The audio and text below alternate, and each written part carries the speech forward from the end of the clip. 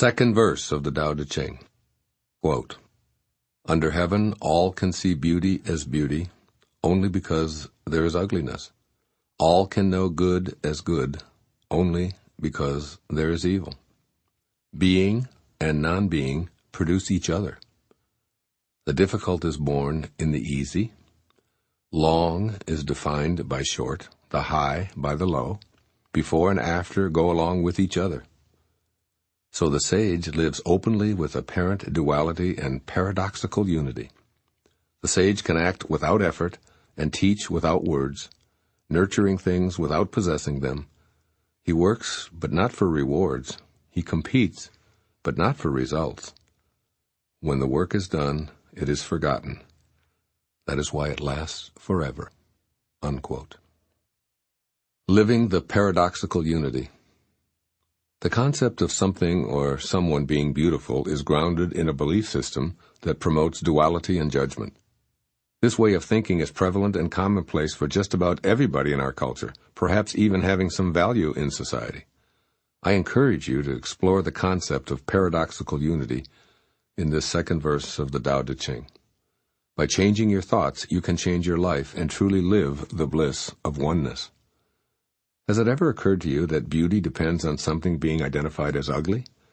Therefore, the idea of beauty produces the idea of ugliness and vice versa. Just think of how many concepts in this duality belief system depend on opposites.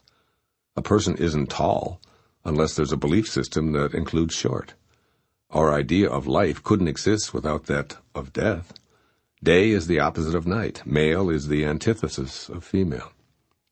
What if you instead perceived all as a piece or a glimpse of the perfection of oneness? I think this is what Lao Tzu is suggesting with his description of the sage who lives openly with apparent duality and paradoxical unity. Imagine the perfect oneness coexisting in the apparent duality, where opposites are simply judgments made by human minds in the world of the 10,000 things. Surely the daffodil doesn't think that the daisy is prettier or uglier than it is, and the eagle and the mouse have no sense of the opposites we call life and death. The trees, flowers, and animals know not of ugliness or beauty.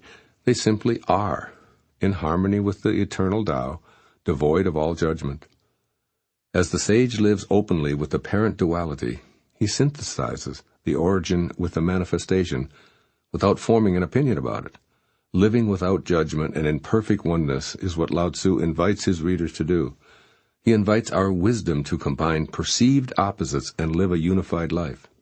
The perfection of the Tao is allowing apparent duality while seeing the unity that is reality. Life and death are identical. Virtue and sin are judgments needing both to identify either. These are the paradoxes of a unified life. This is living within the eternal Tao. Once the dichotomies or pairs of opposites are transcended, or at least seen for what they are, they flow in and out of life like the tides. Practice being a living, breathing paradox every moment of your life. The body has physical boundaries. It begins and ends and has material substance. Yet it also contains something that defies boundaries, has no substance, and is infinite and formless. You are both the Tao and the 10,000 things simultaneously. Let the contrasting and opposite ideas be within you at the same time. Allow yourself to hold those opposite thoughts without them canceling each other out. Believe strongly in your free will and ability to influence your surroundings, and simultaneously surrender to the energy within you. Know that good and evil are two aspects of a union. In other words, accept the duality of the material world while still remaining in constant contact with the oneness of the eternal Tao. The debilitating necessity to be right and make others wrong will soon diminish. I believe that Lao Tzu would apply the Tao Te Ching to today's world by suggesting the following.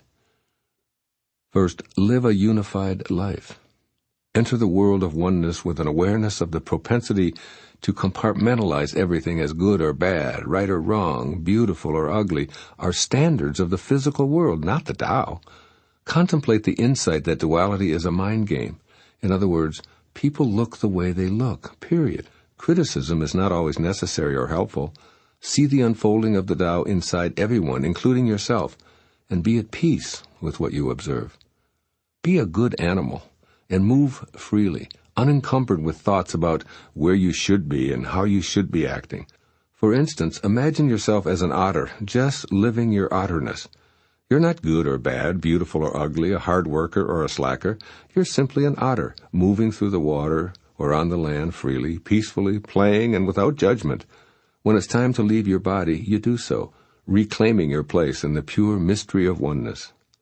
This is what Lao Tzu means when he says, "When the work is done, it is forgotten." That is why it lasts forever. In other words, you don't have to leave your body to experience forever. It's possible to know your eternal self even in the embodied condition. When duality and judgment crop up, allow them to be a part of the perfect unity. When other people create dichotomies, you can always know oneness by practicing the Tao. Also, accomplish much by trying less. Effort is one piece of the whole. Another piece is non-effort. Fuse these dichotomies, and the result is effortless action without attachment to outcome. This is precisely how you dance with someone. You make an attempt, assume a position, listen to the music, and let go all at the same time, allowing yourself to easily move with your partner. Combine the so-called opposites into the oneness of being without judgment or fear. Labeling action as a fine effort implies a belief that trying hard is better than not trying. But trying itself only exists because of beliefs about not trying. Attempting to pick up a piece of trash is really just not picking up the trash. Once you've picked it up, then trying and not trying are irrelevant. Understand that you can act without the implied judgment of words such as effort and trying. You can compete without being forced to focus on outcome. Eliminating opposites paradoxically unifies them so that it is unnecessary to identify with one position. I imagine that in today's language, Lao Tzu would sum up this second verse of the Tao Te Ching in these two simple words: just be. Do the Tao now. Do the Tao today by noticing an opportunity to defend or explain yourself and choosing not to. Instead, turn within and sense the texture of misunderstanding, feeling it all the way through your physical system. Just be with what is, instead of opting to ease it by traversing this outer world path of explaining and defending. Don't get caught up in the apparent duality of being right or wrong. Congratulate yourself for making a choice to be in paradoxical unity, a oneness where all of the spectrum simply is. Silently appreciate the opportunity, along with your willingness to practice your sageness.